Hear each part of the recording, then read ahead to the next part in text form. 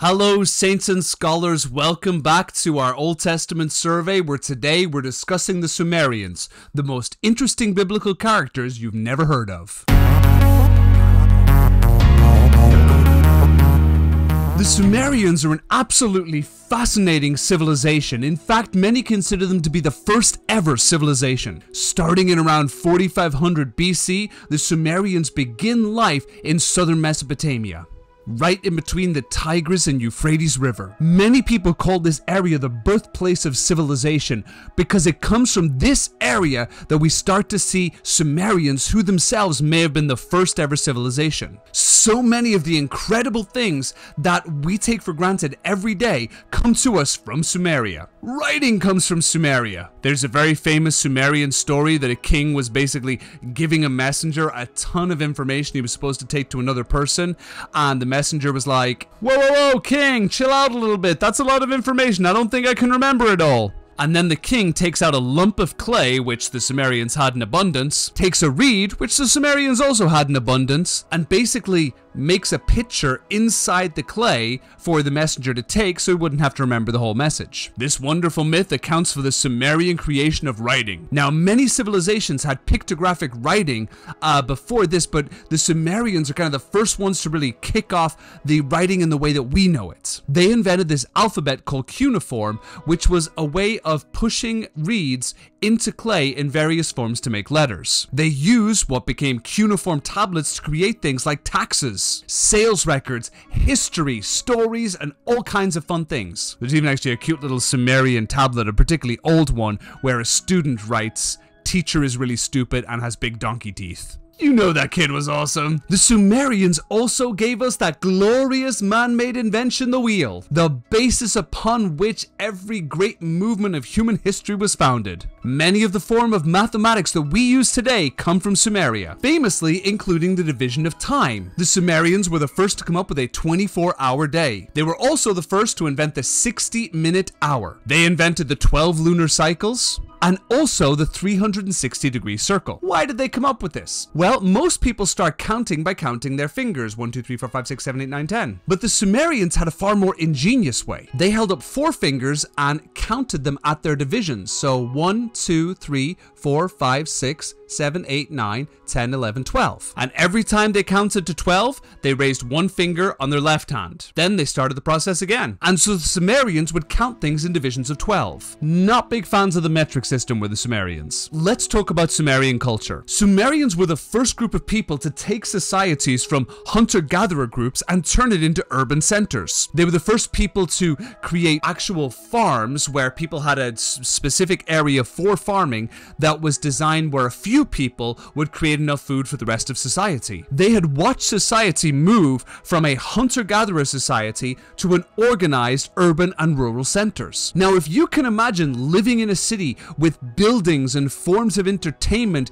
and streets and security and administration, plenty of food and even medical care, if you looked outside society and you saw people, picking for berries and trying to stab boars to death, you'd kind of imagine that you lived in the pinnacle of society and everything out there was kind of a bit broken, backwards, and gross. This was very much reflected in their religious ideas, where their gods were not necessarily good gods, but they were order-bringing gods. All of their stories tell stories of a god coming in, looking at a complete mess, and kind of tidying it up and making it orderly. Let's talk about Sumerian religion. The Sumerians believed in a pantheon of gods, generally representing natural forces. A god for the storm, god for the sea, god for the sun, god for the earth, etc., etc. In the Sumerian concept of the afterlife, only the gods got to go to heaven. Mortals were sent to the underworld, or Galu, where they had to eat dirt for all eternity. This could possibly be related to the curse upon the snake that was forced to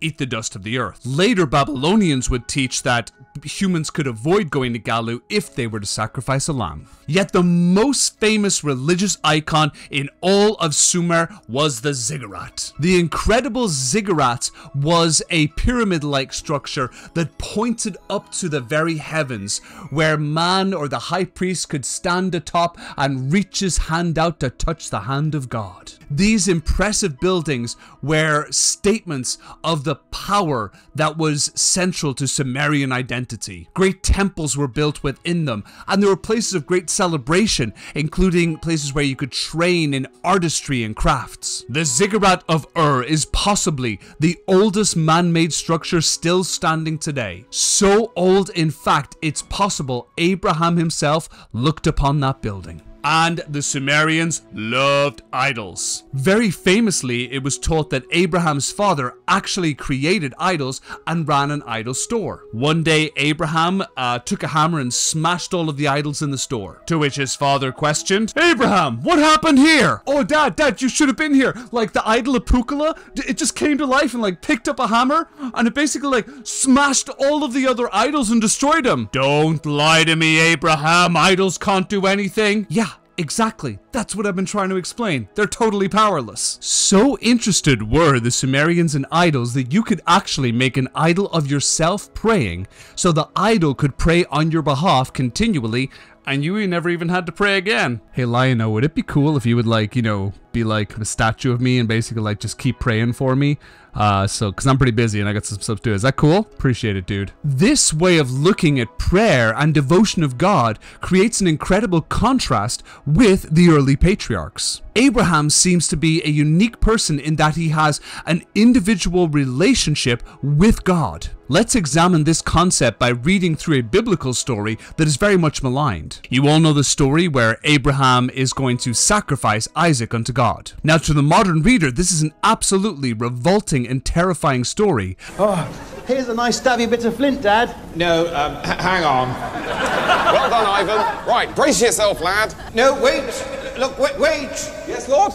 It was a test. But to someone living in Abraham's time, it would have been an incredibly normative experience. In those days, child sacrifice was very much the norm for nearly all societies. Abraham would not have been considered an immoral person for doing this, and it would have been a very normal experience. Yet what we see is God commands Abraham not to sacrifice Isaac at the last moment. This is an interesting statement because the moral action in this case came directly from God himself. Normative religious cultural experience would have said that sacrificing Isaac was a moral and proper thing for someone to do. And as people didn't have personal relationship with gods and related to them through idols, there would be no way to correct this. Yet Abraham has a personal, communicative relationship with God where God specifically says, do not do this thing, do not sacrifice your child.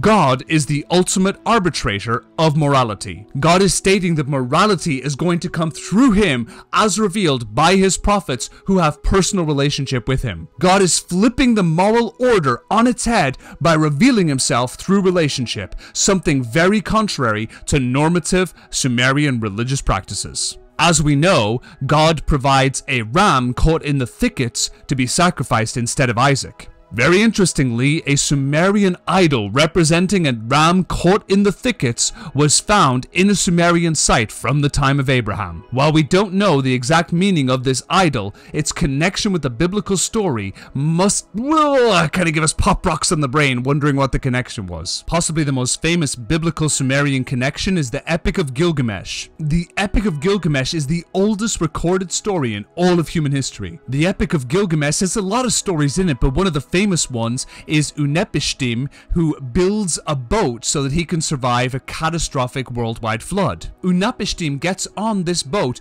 with his family and a lot of different animals so they can go forth and repopulate the earth. Yet in the Sumerian Epic of Gilgamesh account, the gods want to destroy mankind because they're kind of noisy, yet in the biblical account, God wants to destroy mankind because of their terrible sin. Of course, the most famous Sumerian of them all was our good friend, Father Abraham. Abraham was a Sumerian. The city of Ur was found in Sumer. Abraham was not an Israelite. In fact, the city of Ur is found in modern-day Iraq. Abraham was an Iraqi. Not really, but kinda. One of the interesting things we note about Abraham is how incredibly wealthy he was. The Bible's constantly telling us the size of his flocks and the size of the people with whom he traveled. The Sumerians were obsessed with counting how much wealth the person had. In fact, this is probably why they invented writing, so they could count how much stuff everybody had, probably for the purposes of taxation. So when we read all the stories about the great wealth amassed by Abraham, would have been a totally totally normative form of writing for people from Sumer. As we noted, the Sumerians were the first people to create real civilizations. They lived in insulated societies with food and healthcare and housing. Some even had running water. So when God tells Abraham to leave his family, leave his community, and go into the wilderness, he's not merely asking him to leave one city and go to another city. He is asking him to leave the comfort of civilization itself and go out into the wilderness to create something brand new. It's so incredible the Sumerians seem to just come out of nowhere and invent civilization. It was kind of a shock to the people around them at the time. There's a very famous Sumerian legend where the god Apkula, who's kind of a half man, half fish deity, sort of pops out of the water to the people of Sumeria and is like, "Hey guys, do you want me to teach you how to make a civilization?" And basically teaches them how to form a government, how to do a system of taxation, how to do writing and public works. All things that seem to just burst on the scene with the creation of Sumerian society. We can imagine it would take such a society for someone like Abraham to come from. Abraham is the first person to create a moral and theological systematic concept of God. And in order to do that, Abraham would have to be literate, would have to know how to compose ideas and to write them down for future generations. Abraham coming from Sumerian society would have been vital in his propagation of this religious concept he had gained from knowing the one true God. We also notice that the Sumerians were kind of obsessed with the number 12. This may be the very reasons why the Jews themselves hold on to that number with such vigor. Famously, there are 1, 2, 3, 4, 5, 6, 7, 8, 9, 10, 11, 12 tribes of Israel. There's another interesting note about Sumerian society. Sumerians would denote their wealth by their clothing. Poor people tended to wear sheep clothing, whereas wealthy people tended to wear multicolored robes. Let's interpret the story of Jacob and his sons through this medium. When Jacob gives his son a fabulous multicolored robe, it could be a statement that Jacob had chosen his son Joseph to be the wealthiest among his brothers and to be the one who was going to inherit all of the wealth. This may be why the brothers were so eager to kill him to cut him off from inheriting their wealth. Finally, we note a very interesting characteristic of Sumerian historiography. When Sumerians recorded their kings,